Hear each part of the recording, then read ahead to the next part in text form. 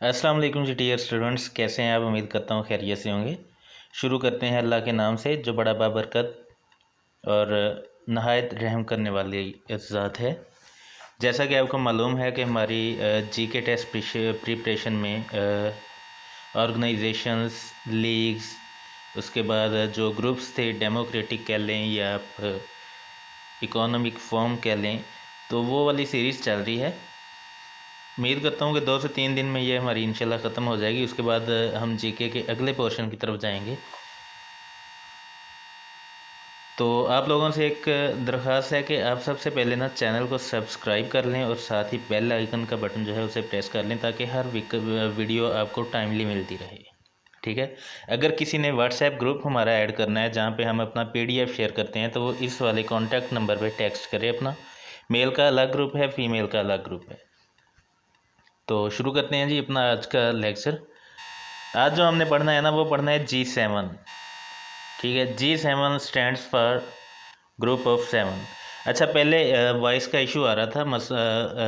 जब स्क्रीन के ऊपर मैं लिखता था तो वॉइस जो है उसमें शोर आता था।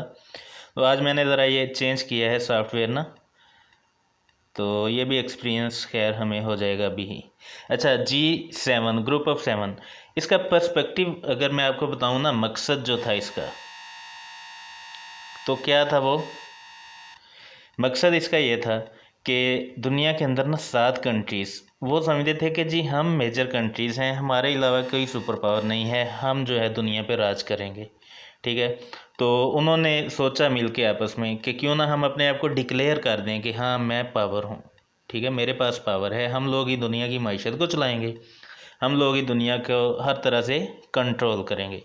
तो इस सिलसिले में उन्होंने एक जो ग्रुप बनाया ना, वो ग्रुप ऑफ 7 जो आपके सामने आ रहा है, ये वाला ग्रुप ऑफ 7 बना था। ठीक है। मकसद मैंने आपको बता दिया कि वो उन्होंने अपने आप को शो ऑफ करना था कि भी हम पावर में हैं। फाउंडेड ऑन 1975, 1975 में ये बना है। कब बना है? 1975 में। और टोटल मेंबर जैसा कि नाम से ही ज़ाहिर है यार, यहाँ पे अगर G7 है, ग्रुप ऑफ 7 है, तो इसके अंदर 7 मेंबर ही होंगे ना, इससे ज़्यादा तो नहीं हो सकते। ठीक है। अच्छा, हेडक्वार्टर, मज़े की बात यह है कि G7 का जो है ना हेडक्वार्टर, वो कहीं भी नहीं होता। ठीक है, जिस मुल्क में इसकी मीटिंग होती है, जहाँ पे इनकी मीटिंग होती है, वही मुल्क इसका हेड होता है। ठीक है। तो मिल के अपना जो है ना डिसीजन करते हैं और अपनी इकानमी को स्ट्रॉन्ग करते हैं, अपने कंट्रीज़ को स्ट्रॉन्ग करते हैं। अगर ये 7 कंट्रीज़ कौन कौन से थे G7 में, वो मैं आपको याद करवाना चाहूँ तो उसके लिए ट्रिक है GIUUGFC। अब आप कहेंगे ये कैसी ट्रिक है यार? GIUU से आप कह लें जियो, और GFC fan, general fan company जो थी। ठीक है।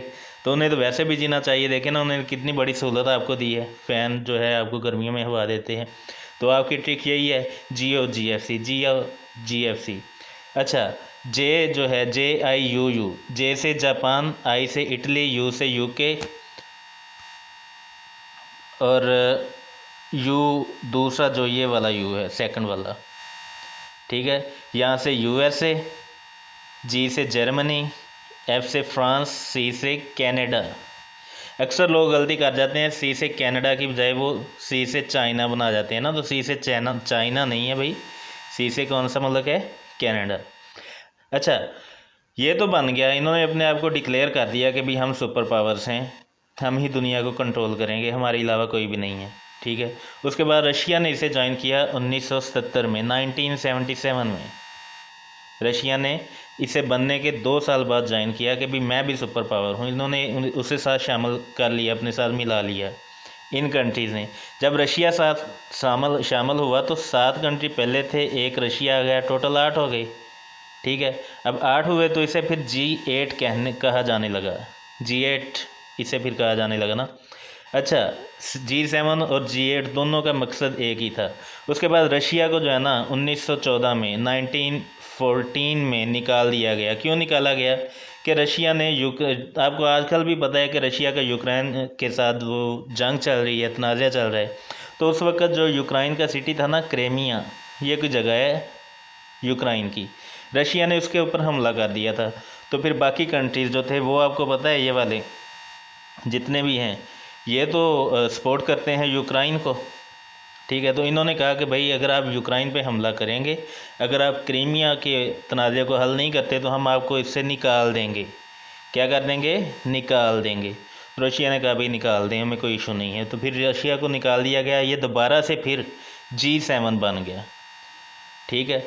आपके ये क्वेश्चन पूछा जा सकता है कि रशिया को कब निकाला गया G7 से, तो आप बताएंगे 1914 में।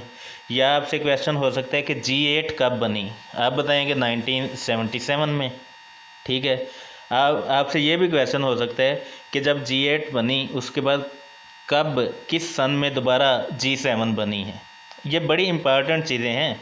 ये असल में जितनी भी ये ऑर्गेनाइजेशंस, ये ग्रुप बन रहे हैं ना, ये सिर्फ अपनी ताकत को शो करने के लिए, ताकत के गुरूर में बने थे। कुछ ऐसे फोरम बने थे जो कि एक दूसरे की इकानमी जो है उसे सेट करने के लिए या अमन व अमान कायम रखने के लिए। बाकी ये जो अब चीज़ें हम पढ़ रहे हैं ये ताकत के इस्तेमाल के लिए ही थी, ठीक है जी। ये था आपका G7, उम्मीद है आपको समझ आ गया होगा। नेक्स्ट है D8। D8 stands for developing 8, ठीक है। अब जब G7 बना ना तो मुस्लिम दुनिया ने सोचना शुरू किया कि क्यों ना हम भी जो है ना वो कोई ऐसा ग्रुप बनाएं जो हमारे एक दूसरे को एक दूसरे की इकानमी को सपोर्ट करे, ठीक है। अच्छा, तो ये चूँकि डेवलपिंग कंट्री है, इन्हें थर्ड वर्ल्ड कंट्रीज़ भी कहा जाता है। ये भी एक बार MCQ आया था कि थर्ड वर्ल्ड कंट्रीज़ किन्हें कहा जाता था। वहाँ पे ऑप्शन थे डेवलपिंग कंट्रीज़, डेवलप्ड कंट्रीज़ या अंडर डेवलपमेंट कंट्रीज़, ठीक है, या नॉन। तो डेवलपिंग कंट्रीज़ जो होते हैं ना,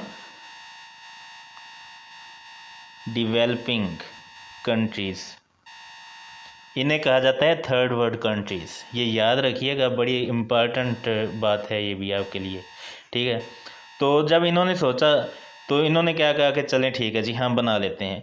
इकोनॉमिक फोरम था, ठीक है, इकॉनमी को स्टेबल करना था। इन्होंने कहा कि अपनी इकानमी को ग्रो अप करते हैं, अपनी एजुकेशन को बढ़ाते हैं, लोगों के साथ आपस में एक दूसरे के साथ मुआहदे करते हैं। और इसमें करेंसीज़ का भी था कि हम क्यों ना करेंसी एक कर लें, क्योंकि ज़ाहिर है करेंसी एक होगी तो 6-7 मुल्कों की मिलकर अगर एक ही करेंसी बन जाती है तो वो उसका इम्पैक्ट पड़ता है, उसकी वैल्यू बनती है। 15 जून 1997 में बना है। हेडक्वार्टर इसका इस्तांबुल तुर्की में है। अब तुर्की का दारुल हुकूमत कौन सा है, दारुल खिलाफा कौन है, या कौन सा है, या कैपिटल ऑफ तुर्की कौन सा कंट्री है, सॉरी सिटी है, ये आपने मुझे बताना है। तुर्की का कैपिटल कौन सा सिटी है ये आप मुझे बताएंगे।